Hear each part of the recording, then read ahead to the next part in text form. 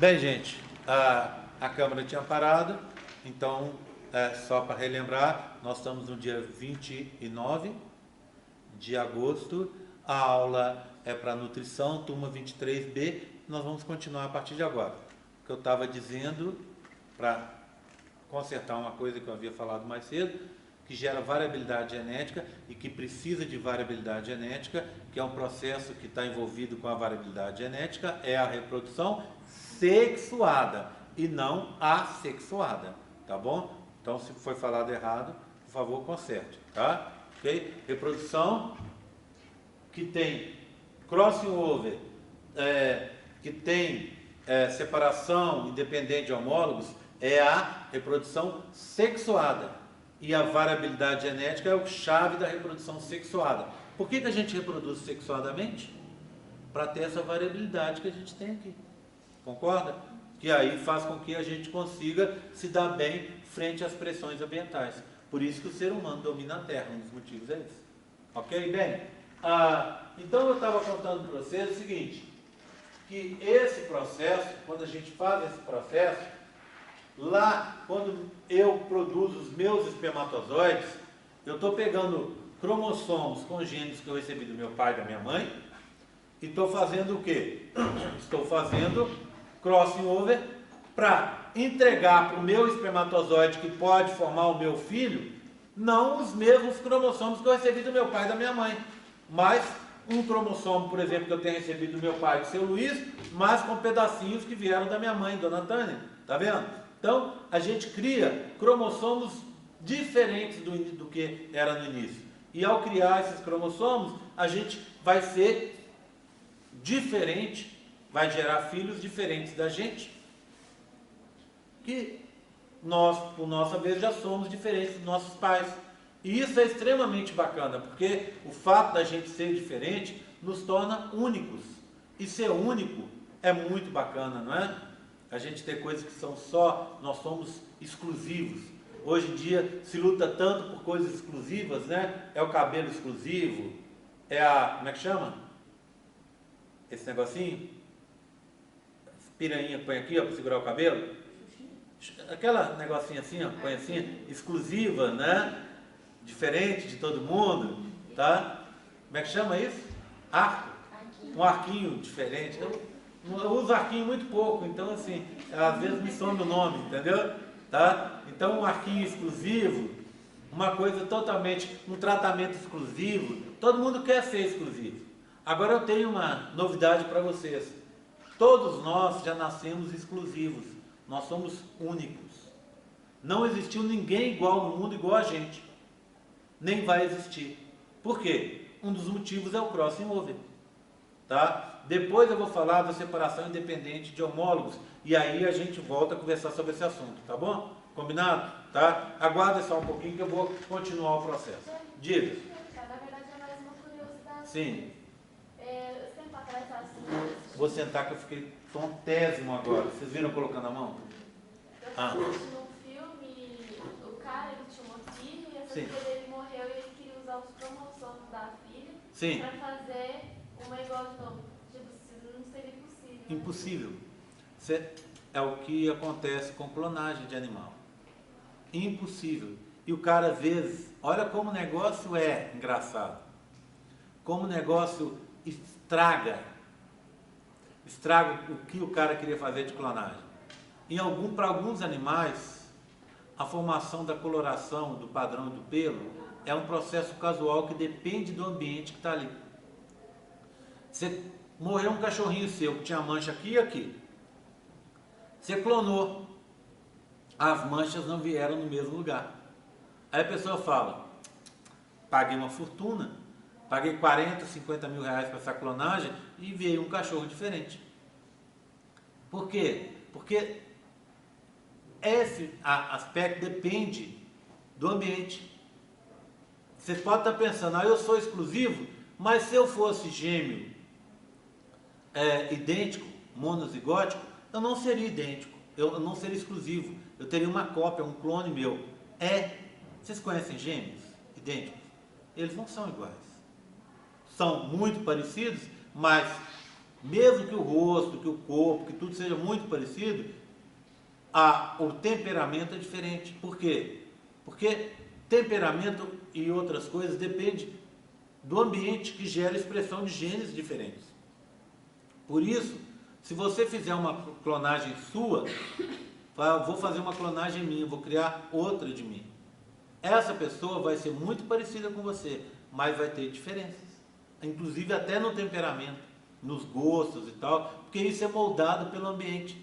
Então, volta a falar, nós somos exclusivos, nós somos únicos, porque a gente tem um conjunto de genes em cromossomos que tem todo esse embaralhamento que eu estou explicando para vocês, e o ambiente nos molda.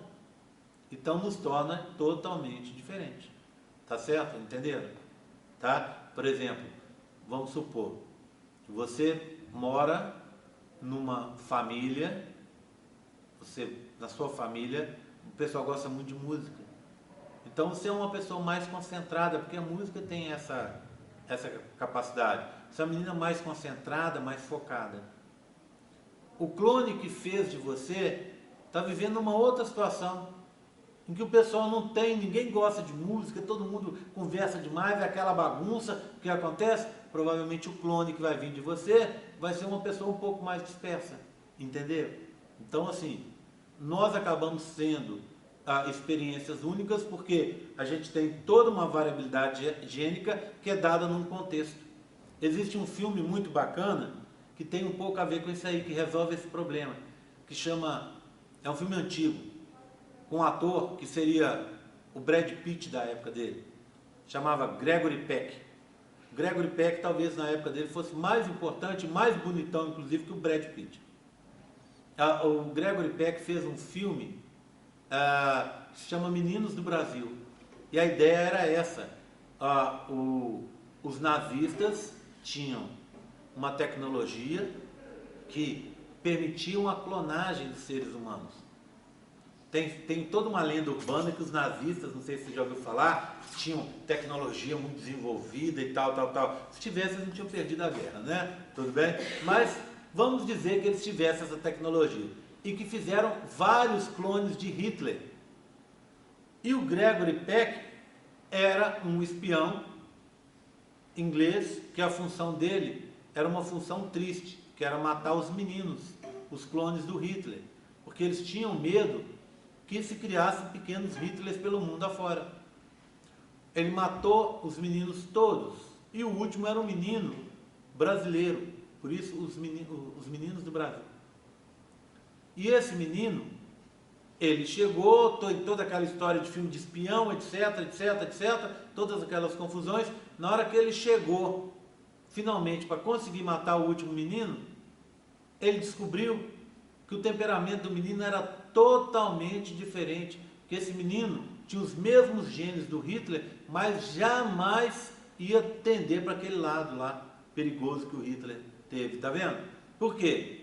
Foi criado em outra situação. Foi criado em outro país, em outra época, com outros conceitos, com outras coisas, tá vendo? Então assim, por isso que nós somos experimentos únicos da natureza. Se eu olhar todos os espermatozoides que eu produzi durante toda a minha vida, não vou ter dois iguais, por causa do crossing over e por causa daqueles conjuntos que eu contei para vocês de separação ali, que é a separação casual. Só nessa separação casual eu consigo fazer 8,4 milhões de combinações diferentes, conjuntos diferentes, separando os cromossomos que vieram do meu pai e da minha mãe de forma diferente. 8,4 milhões.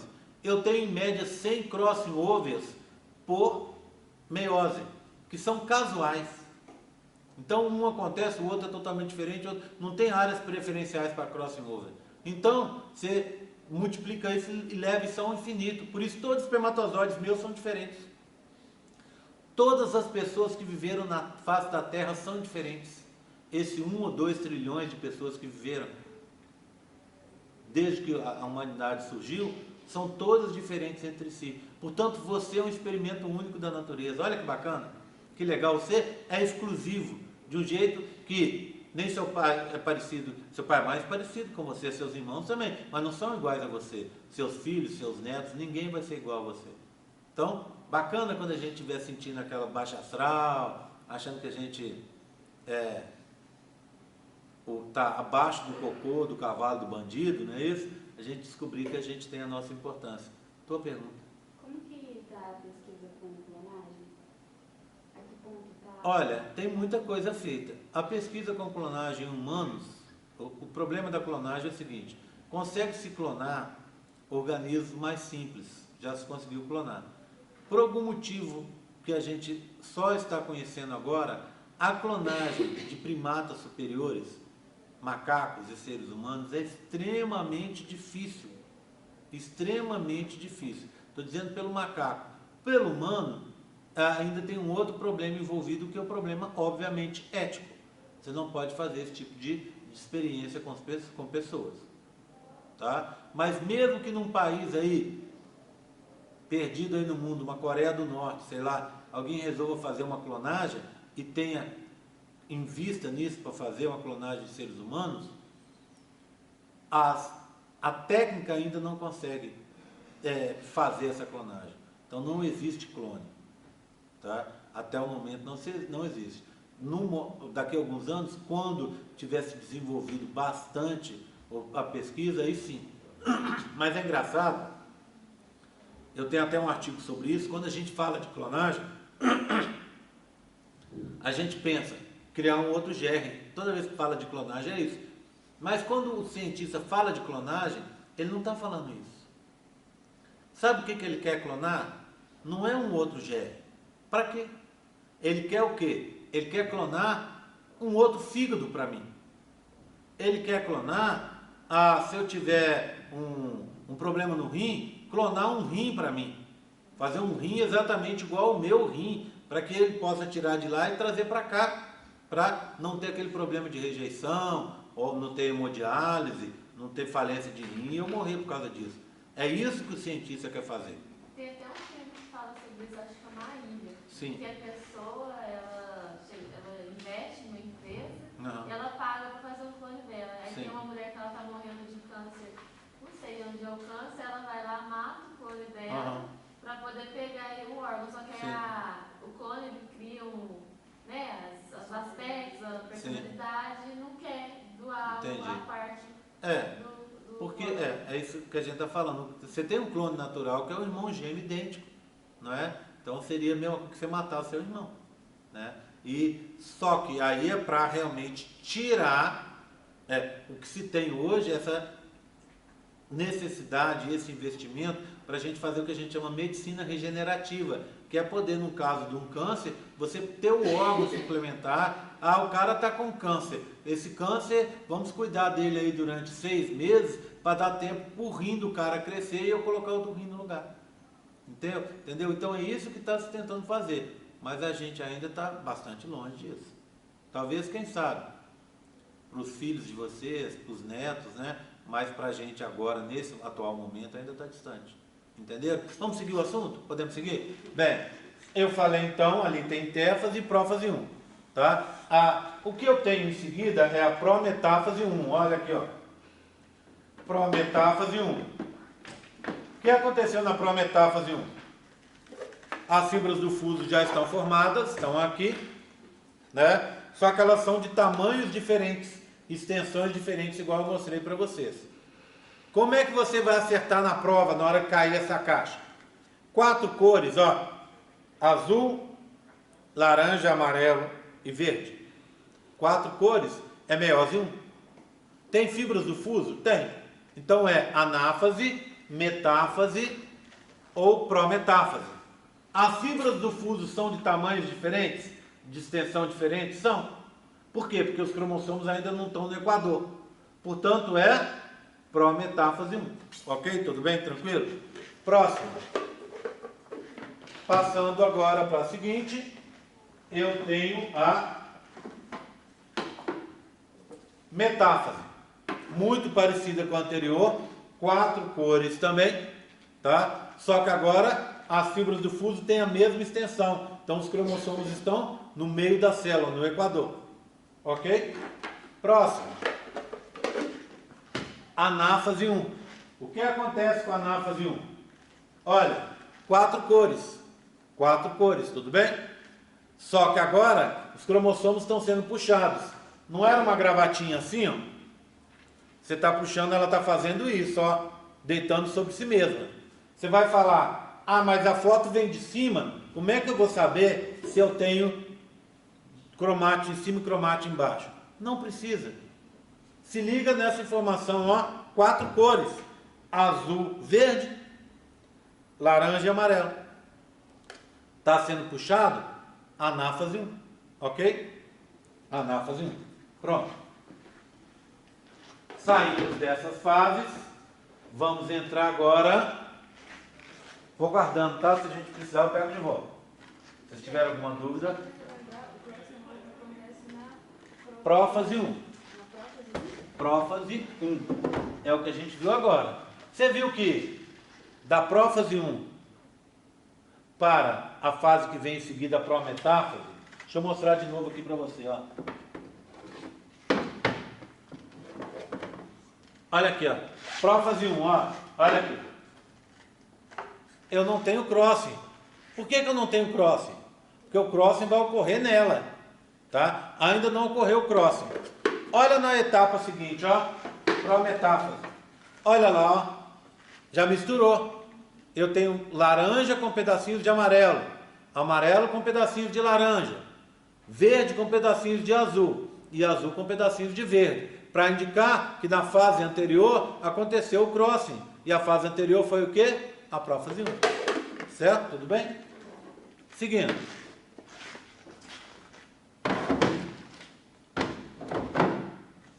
Bem, agora eu vou entrar na segunda divisão, tá? Antes de entrar na segunda divisão, vamos ver a última etapa da meiose 1, que é o quê? A telófase 1. O que eu tenho para representar a telófase 1? 2 caixas.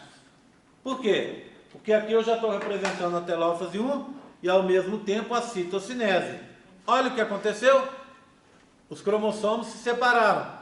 Um representante de cada par foi para uma célula. E o outro, obviamente, para outra, não é? Então, o que eu tenho aqui, ó? Verde com amarelo. Se o verde está aqui, o azul está aqui. Se o amarelo está aqui, o laranja está aqui. Então, eu formei 2 células e com 2 cromossomos cada um. Um representante de cada par, não é? Então, é um conjunto aqui e um conjunto aqui. Essa célula agora é haploide. E essa daqui? Haploide também. Se fosse uma célula humana, eu teria então 23 cromossomos aqui, um representante de cada par, e aqui os outros 23. Ok? Tudo bem? Como eu disse para vocês, esse processo é que gera variabilidade genética, tá? Essa separação de homólogos casual é que vai gerar variabilidade genética. Agora, passamos para a etapa seguinte, que é aquela parada. Como é que eu chamo a parada? Intercinese. O que acontece na intercinese? Olha lá, ó. Continuo com 2 caixinhas. Ó. O núcleo se formou de novo, a carioteca está aqui. Os cromossomos estão desenovelados, não é?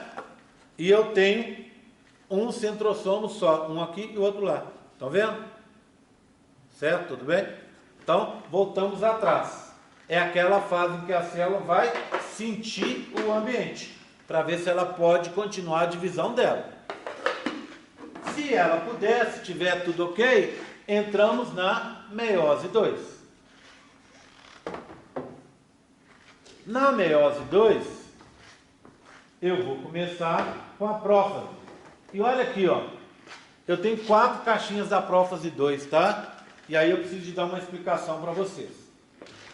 Eu tinha um par de caixinhas, foram feitas primeiro. Essas caixinhas, eu ficava implicado com elas, porque eu achava que elas eram pouco representativas da prófase 2. Deixa eu mostrá-las aqui para vocês. Olha aqui, o que eu tenho nelas? Quer ver? Fala de baixo. Eu tenho, ó,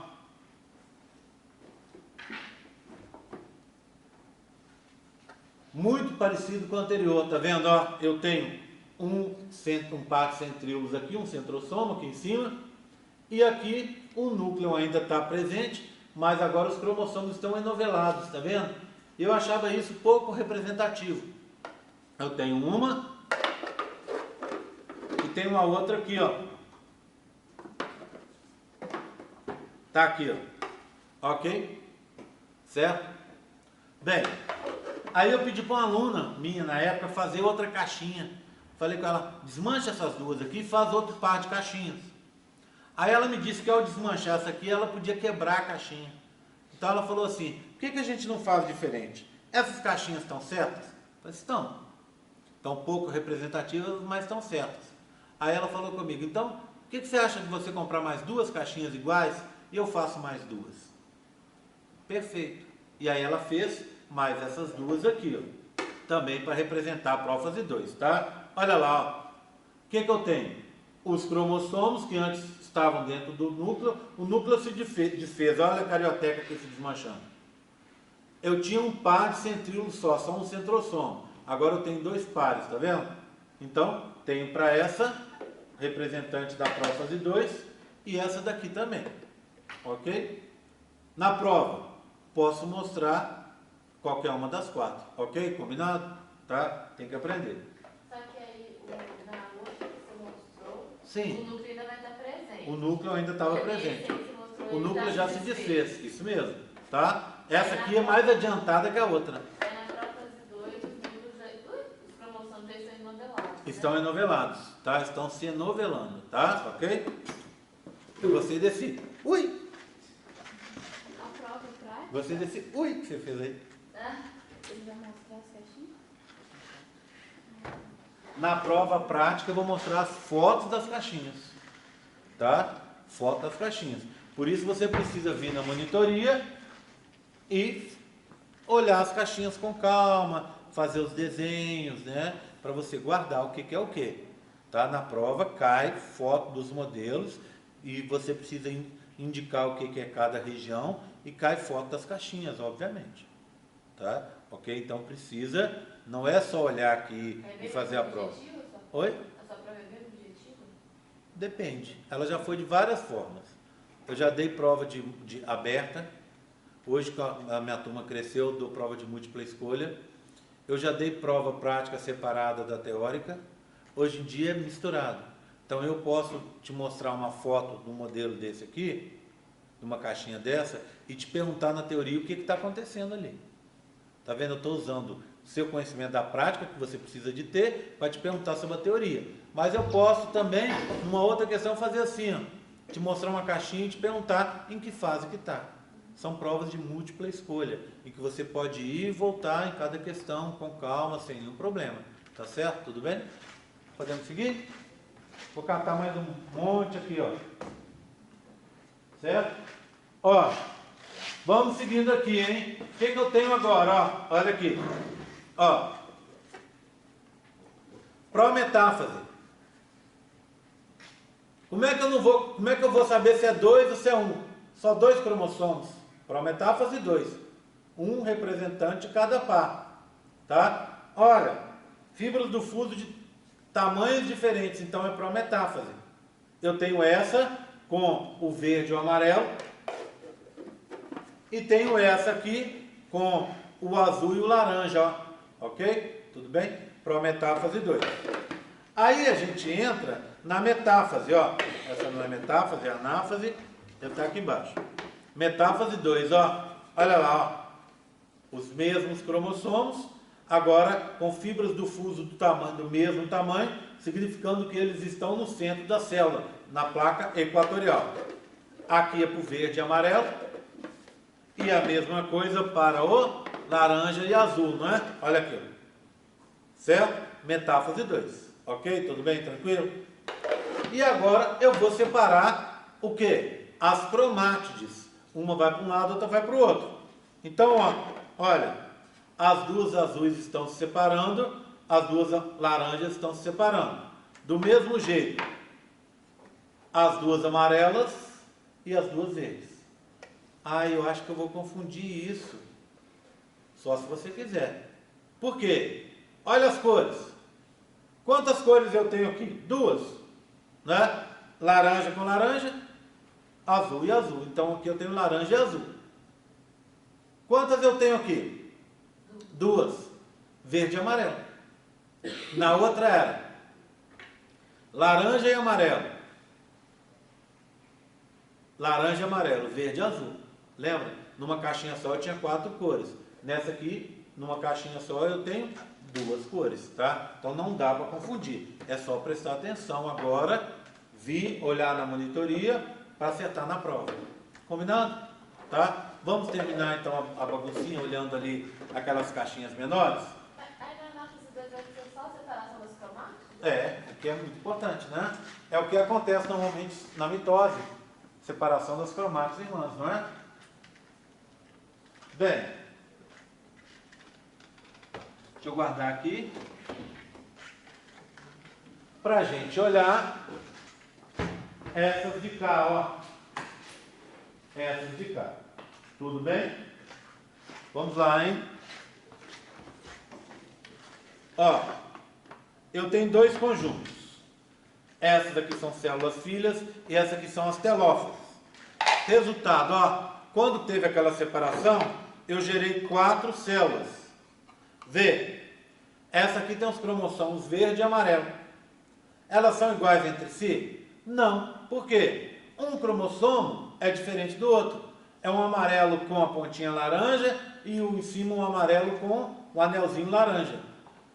São cromossomos diferentes porque tem pedaços diferentes. Então, tem genes diferentes.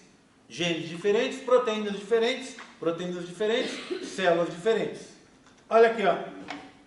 Do mesmo jeito, o laranja com o azul. Ok? O laranja com o azul. Resultado. No final desse processo, eu criei 4 células diferentes entre si. Eu criei o assunto de hoje, que é variabilidade genética, tá? Variabilidade genética. Por último, eu tenho mais 4 caixinhas, só para mostrar as células filhas formadas. Olha aqui, ó. 4 células filhas diferentes entre si. Olha essas duas. São diferentes? São. Olha essas duas de cá. São diferentes? São diferentes? Obviamente que são.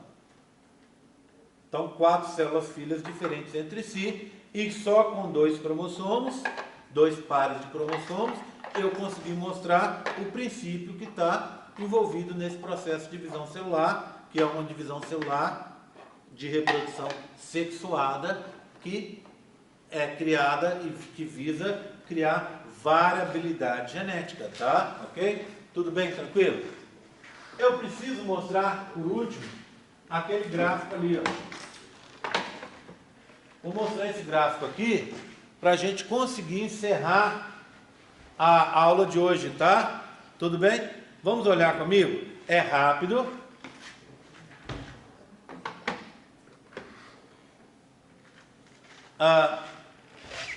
E esse gráfico tem uma outra coisa atrativa para vocês.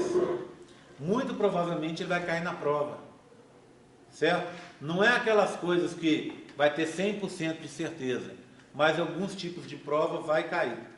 Quem for fazer prova comigo vai descobrir que as provas, acho que a maioria já fez prova comigo. Alguém aqui não fez prova ainda? Vocês, todo mundo?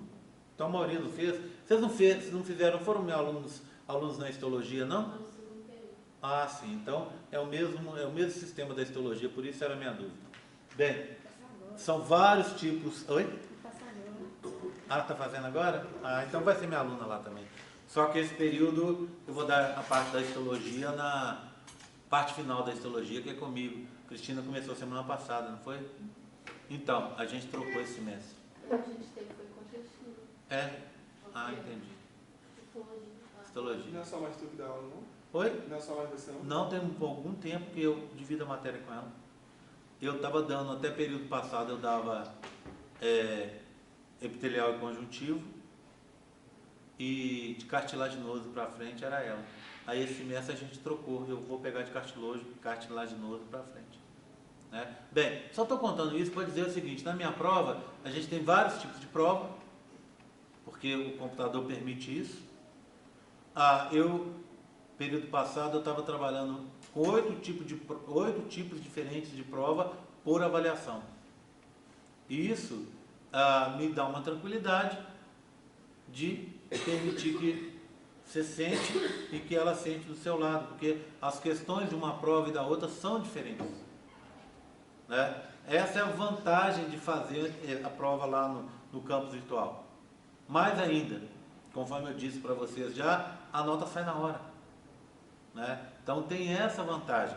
E então em alguns modelos de prova vão ter questões sobre esse gráfico, em outros não. Tá? Então estude, que pode ser que você seja premiado com isso, aprenda para se dar bem. Bem, o que eu tenho aqui? Ó? As fases, tá? Estão aqui embaixo. Aqui no eixo eu tenho a ploidia. O que é ploidia aqui? A ploidia é o número de aquele conjunto de cromossomos, tá? Eu vou chegar a filmadora para cá para a gente poder, vocês poderem ver melhor em casa quando forem estudar, tá? Tudo bem? Vou deixar ela aqui, ó. Assim eu acho que fica bom, tá? Pronto. Aí a gente vai conseguir ver melhor. Então, no X eu tenho as fases, olha, G1, S, G2, depois prófase 1, prometáfase 1, metáfase 1, anáfase 1, da meiose 1. Esse aqui é o que? A intercinese, a paradinha. E depois vem as fases da prófase 2, ali, da meiose 2, tá bom? Aqui, ó, é a ploidia, a variação nos conjuntos de cromossomos. Vê bem, a ploidia pode ser N ou 2N, ou você tem células com dois conjuntos, diploides, ou células com um conjunto só, que são haploides. A célula que entra no processo é sempre diploide. Então, a fase G1, S, G2, a célula está diploide, tá vendo? Ela vai ficar diploide, entra na meiose 1 como diploide, e quando chegar lá entre a anáfase e a telófase, tem a separação de homólogos. Lembra? Separação de homólogos. E aí, ela deixa de ser 2N e passa a ser N. E vai continuar sendo sempre N, até a formação dos gametas lá no final. Ok? Tudo bem? Tranquilo, né? Mas para a gente entender mais fácil o processo, a gente tem que pensar também nas alterações, nas concentrações de DNA. Então aqui, ó, são 4 possíveis concentrações. São 3 possíveis concentrações. X, 2x e 4x. O que vem a ser X? X é uma ploidia antes da fase S. Ou seja, é um conjunto de cromossomos do 1 ao 22 mais um dos sexuais, sem estar duplicados. Tá bom? Isso é X para mim. Então, vê bem. Como a gente começa? Com 2x. Por quê? Porque eu tenho 2 conjuntos de cromossomos, um que veio do meu pai, outros que vieram da minha mãe, que ainda não estão duplicados. Então, segue como 2x. Quando acontece a duplicação do DNA, lá na fase S, eles duplicaram, cada cromossomo ficou com 2 cromátides, então de 2x passou para 4x. Segue como 4x até chegar na anáfase 1, entre anáfase 1 e telófase 1. Separei os cromossomos homólogos. Aqui é a concentração de DNA. Então, se eu separei metade para um lado, metade dos cromossomos para o outro, de 4x caiu para 2x. Segue como 2x, até chegar de novo numa outra separação aqui, ó, entre a anáfase 2 e a telófase 2. O que aconteceu nessa fase? Separação de cromátides irmãs. Metade das cromátides foram para um lado, metade para o outro. Resultado, de 2x caiu para x. O meu espermatozoide, ele é haploide, um conjunto só de cromossomos, e é X, porque só tem uma concentração de DNA. Ok? Tudo bem? Tranquilo? Entenderam esse gráfico? É simples, né? Mas se tiver dúvida, tem que perguntar, para não ter problema na hora da prova. E aí? Você pode explicar de novo o que é ploidia? Ploidia é o conjunto de cromossomos. Aqui, ó. Deixa eu mostrar para você. Deixa eu voltar para cá. Tá? Ploidia sinônimo de conjunto de cromossomos. Olha eu aqui, ó. Como é que é o seu nome? Gabriela. Olha o GR aqui, ó. Esse sou eu. Tá? Eu tenho dois conjuntos, tá vendo? Esse conjunto que é amarelo e azul, que eu recebi, olha aqui, ó. Símbolozinho do feminino. Recebi da minha mãe. E eu tenho esse outro conjunto aqui, ó. Amarelo com vermelho. Amarelo com vermelho. Que eu recebi do meu pai. Então, cada célula minha tem dois conjuntos. Um que eu recebi da minha mãe e um que eu recebi do meu pai. Cada conjunto eu tenho 22 cromossomos aqui, mais um. Esses 22 são os autossomos. E esse aqui é o sexual. Então, do mesmo jeito. 22 autossomos e um sexual. Tá? Eu tenho um X e tenho um Y. Ó. Por isso eu sou sexo masculino. Sou homem. Ok? Tá? Bem, esse conjunto é uma ploidia. Esse outro conjunto é uma ploidia. Uma mais uma, eu tenho duas ploidias. Eu sou diploide. Quando eu for formar um espermatozoide, o que eu vou fazer? Eu vou deixar de ser 2N, de ser diploide, para ser N. Como eu faço isso, hein, Gabriela?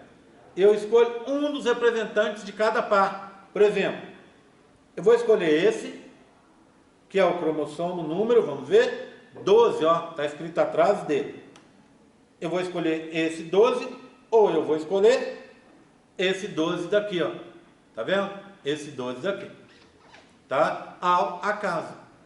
Aí eu vou formar o quê? Uma célula haploide com um conjunto só, que no meu caso é o espermatozoide, escolhendo ao acaso representantes de cada um desses pares. Ok? Tudo bem? Dúvidas a mais? Não? Você? Mais alguma? Você? O XY é masculino. Não, só pode ter 3 dúvidas por aula. Mas gente, oi, pode falar. O XY é masculino. Masculino. E como funciona se quando é do sexo feminino? A mulher manda 2? Opa, não. Manda só um? A mulher manda um? Como é que eu sou? Vou voltar para mim aqui, ó. Eu sou assim, não é?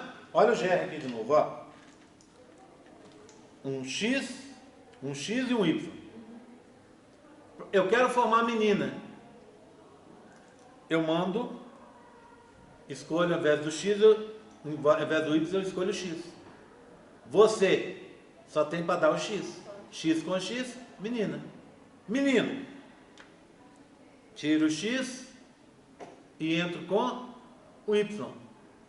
Você só tem para dar o X. Eu dando o Y vai dar menino. O sexo masculino é que define o sexo da prole. Por causa disso. Nós somos o sexo que a gente chama heterogamético. Porque nós temos X e Y. Certo? Tudo bem? Tranquilo? Entenderam? Mais alguma dúvida, Gabriela? Pode perguntar. Não é uma dúvida, não. É uma curiosidade. Sim. Quando o espermatozoide fecunda o óvulo, começa a meiose? Não, ele já vem da meiose. Ele já vem da meiose. Mas aí a célula começa... Aí começa a mitose, certo. Que é formar... Vamos supor que não evolui, vamos supor que... Sim. Aí o que acontece? Morre, seu organismo absorve, só isso. Morre e absorve, tá? E se for no comecinho, você nem nota que você ficou grávida. Certo? Você só vai notar, lembra? O ciclo funciona assim, a gente vai falar sobre isso. Você menstruou, conta o seu ciclo, começa a contar. Mais ou menos no meio do ciclo é o seu dia fértil. Vamos contar o ciclo médio feminino de 28 dias. O seu pode ser diferente, tá? Porque é médio que a gente está falando. Então, você teria 14 dias até menstruar e 14 dias depois de menstruar. 14 dias até seu dia fértil e 14 dias depois. Não é? Então, porque seu dia fértil fica no meio do ciclo. Então, nas 2 primeiras semanas, no final das 2 primeiras semanas, é o seu dia fértil. Você menstruou, conta 2 semanas, seu dia fértil.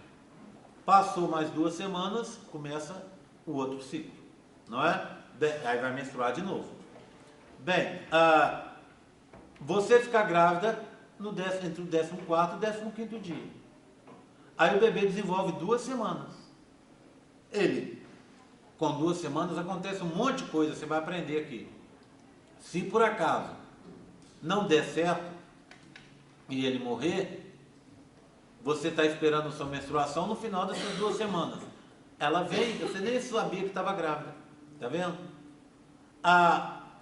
Pode atrasar um pouco, às vezes até atrasa. Por exemplo, a maioria dos abortos espontâneos acontece no primeiro mês. Aí você atrasou 15 dias da sua menstruação. Para muita gente, isso é super normal. Atrasar um pouquinho pode acontecer. Então atrasou 15 dias, mas veio, você fala, não, está normal. Às vezes veio só por um atraso mesmo, mas pode ser que nesse período você ficou grávida e o bebê, por algum motivo, não foi aceito e você teve um aborto espontâneo. Aí todo mundo fala, mas aí não vê o bebê? Gente, o bebê desse tamanho, ele é praticamente do tamanho da pontinha de um alfinete, ele é muito pequenininho. Então você não vê. Um grãozinho de areia, né? Você não vai ver. Ok? Entendeu, sim? A gente vai falar bastante sobre isso depois. É uma coisa que eu também... Sim. Eu estava até refletindo... Ok, você pode perguntar quando você quiser, eu estou aqui para isso. A questão da gravidez, as meninas que usam método contraceptivo... Sim. Nós vamos ter aula só sobre isso. Aí vamos supor que ela é engravida Sim. com método contraceptivo, só que ela ainda continua tomando. Sim. Aí como é que o feto pode... Não vai afetar em nada. Nada? Por quê? Você está tomando no anticoncepcional os hormônios da sua gravidez. Se você ficar grávida, você está tomando progesterona e estrógeno, que são os hormônios que estão em alta na sua gravidez. Então você está tomando hormônios que já estão elevados para você, não vai afetar em nada. Vamos supor, tipo, se eu fiquei grávida, e mesmo tomando anticoncepcional, não vai adiantar? Não vai nem adiantar nem atrapalhar. Tá certo? Tudo bem? Geralmente esse mito, tipo, você tomando anticoncepcional quando está grávida, o feto pode vir? Pode, deve se evitar. Você descobriu, você evita. Mas a chance de ter um problema por causa disso é mínima. Então, não é razão de preocupação, não, de perder noite de sono por causa disso. Certo? Mas a gente vai conversar bastante sobre isso. A partir da semana que vem ou da seguinte, a gente já começa a falar de hormônios. Tá bom? Dúvidas a mais? Mais alguma, Gabi? Não. Tranquilo? Deixa eu fazer a chamada então, pessoal.